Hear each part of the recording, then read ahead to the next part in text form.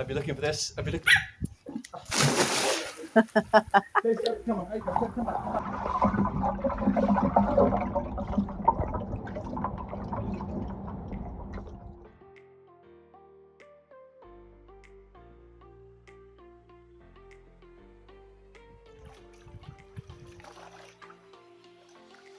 It's full. That's a sentence I've been waiting to say for a very long time. In front of me is a completely filled, fully heated DIY ICF swimming pool. If you've been following along on this channel, you'll know that this was not built in a weekend. It's been months of planning, digging and building, with a fair few setbacks along the way. And no, the patio is not down, the balustrade is still waiting, and the pool house is a mess. But I wanted to take this moment with the pool full, warm, clean, and glistening to show you what it's like when it's full. Because today isn't about what's still left to do, it's about the journey that I've been on to get to this point. And most importantly, I want to show you the moment that the pool came to life. This journey started back in episode 1 with a rough sketch and a big idea. I wanted a heated, energy efficient, low budget ICF pool in the UK, built mostly with my own hands. Episode 2, marking out and digging, not fun with a tiny digger and a tight space. Then came the base prep, insulation and steelwork, laying the foundations quite literally.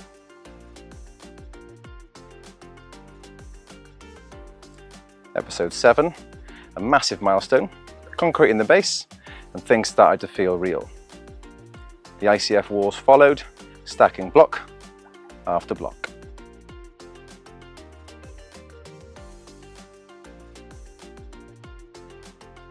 Threading pipework, fitting skimmers, and pool fittings. Episode 12, the walls were filled with concrete. That was a nerve-wracking day. And then I built the pool steps, laid pipework, worked on the filtration and the heating. Episode 20, did rendering. Episode 21, painting with epoxy, and that was stressful. Then the safety cover went in, one of the most important features of this entire project. Across 23 episodes, I built a pool and documented most of it on this channel. This was it, the final step. It's time to fill the pool. Done. Cool, that's probably about 1/4 litre. So you need to do that another, what was that, 30,000 litres. So, okay, another 120,000 times. There you go, 90,000 more of those. Go on, keep going, turn it. All the way, keep going. And there you have it. The water is going in. Yep, it's being filled. Fill day is here. 1.5 years. I know it's not done yet, but and things will go wrong. There'll be lots of leaks in the unions and pipework and stuff, but to have it to this point is absolutely amazing, and I am chuffed to bits. Absolutely amazed. So I'm going to spend the next hour or so playing with these guys in about 1 inch of water. I think it's going to take 50 hours to fill. Probably not going to fill it in one go, because I'm going to fill it up to the lower level section points, test those out, make sure that it's all good, and then continue filling. So yeah, that's what I'm going to do now. So I'm going to have a bit of family time, and I will come back to you when it's a bit more full. And here we have the my little one filling it up and doing a bit of cleaning on the bottom as well. And check out the colour on that water. That is absolutely beautiful. Oh yeah, looking amazing. So this has been filling for about 10 hours, and this is my first walk into a little bit of water. So I am pretty excited about this. Oh, and it is slightly fresh. But there we have it. And it's starting to look a lovely blue colour. I got all the stuff in the post. Obviously the water's quite well balanced when it comes out of the tap from a pH, alkalinity and chlorine perspective. But I've just filled it up to those lower level suction points down here. There are no leaks the other side, so I can go and finish the plumbing off on the inside. I know, probably should have had that finished first. And turn it on. So the water, in theory, is going to get sucked out of these, and then it's going to get pushed out of these top four, which will be interesting. Be a nice little water feature. And it's just started to rain. This is the end of, I say, day one, kind of day one, filling it up. We're almost halfway there, but I did turn it off a little bit, and yeah, it's looking pretty good. And I'm just going inside to do a little bit of plumbing in there, so that we can turn the turn the filtration on, because we need that filtration to be working as soon as possible. And I've just taken the cover off temporarily just to do this and see where we're at. And cover's going to go back on. The cover lives on now when we're not using it, because that's the only safety mechanism we have.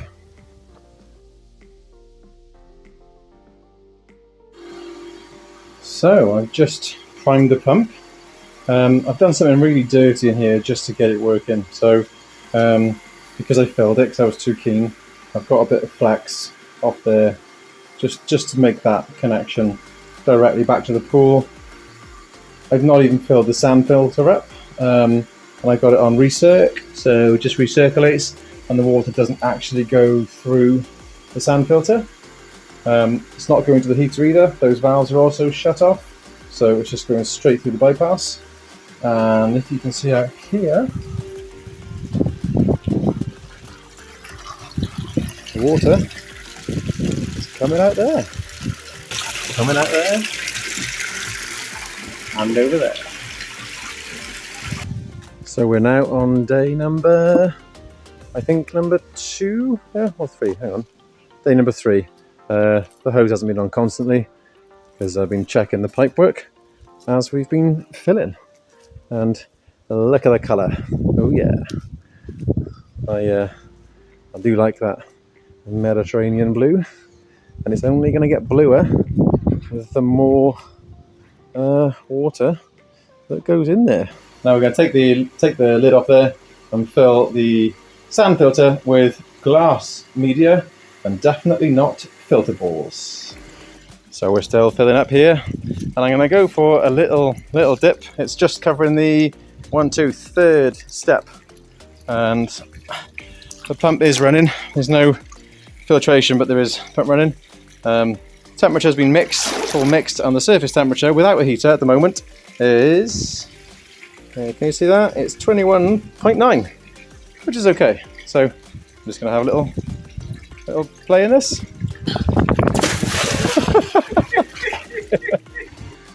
So just turned the filter on after quite a lot of difficulty filling it all up because the sand was slightly wet, and you can just see the water bubbling away in there, all being cleaned around the sand, and the pressure is on 50 psi, I think. Is that 50 psi? Yeah, 50 psi in there, and everything's nice and quiet. So just screw the 4 jets on. They are the liner fittings, which are not ideal. And the whole principle behind these, and my dad's helping me today, the whole principle behind these jets is that it's a bit unconventional, but the low level returns, which are the ones that you can just see down there and over there, will be kind of pointing at the floor. Yeah, so moving the stuff across the floor and up, and then the high level returns will be pushing it back to the skimmer, so the whole pool has a bit of a rolling motion like that. So that is the plan, and that should keep it all nice and clean. I need to replace them with some lower profile jets, but I'm waiting for everything to be up and running so I know what my shopping list looks like, because there's always one extra shopping list that you need to do at the end. So yeah, thanks Dad for helping me out with doing all of those jets. That's better, yeah. So The reason that there's no jet on that one is because it created a bit too much back pressure, and some of the unions need a bit of tightening up inside, which I'll go into maybe at some point. We're pretty much looking like a pool. We had a little bit of a dip earlier as well. Oh, and that's just arrived.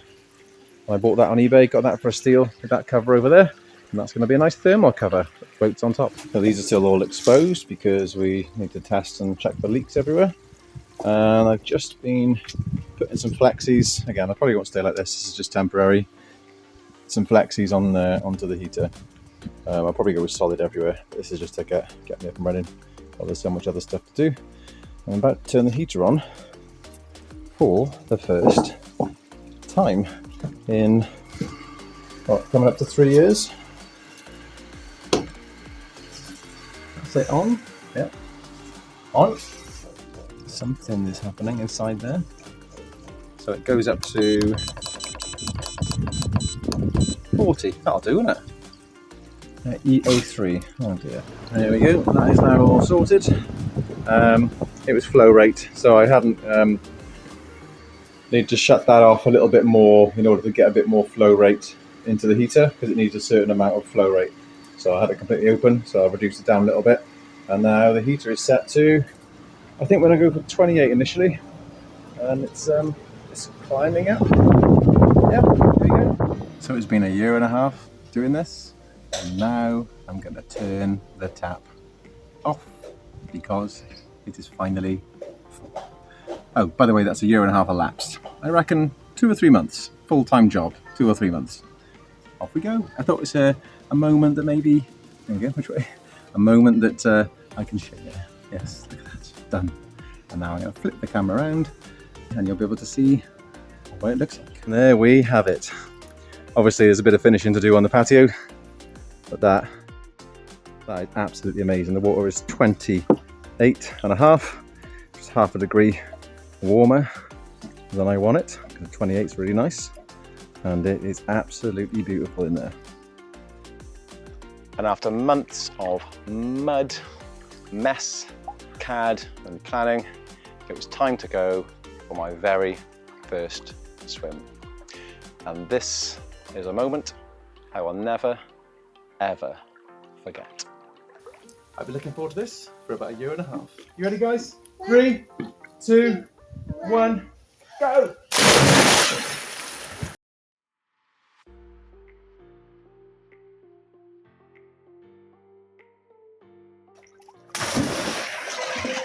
Oh.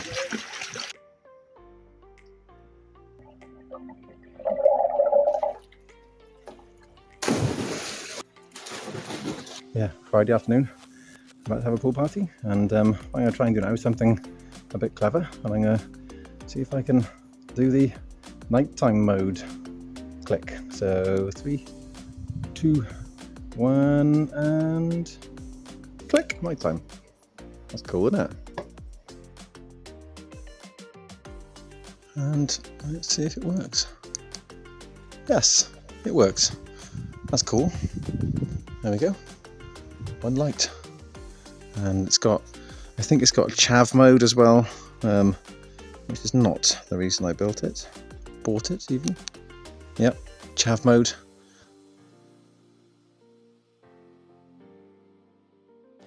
Juggling this with a full-time job, a 2-year-old and a 5-year-old has not been easy.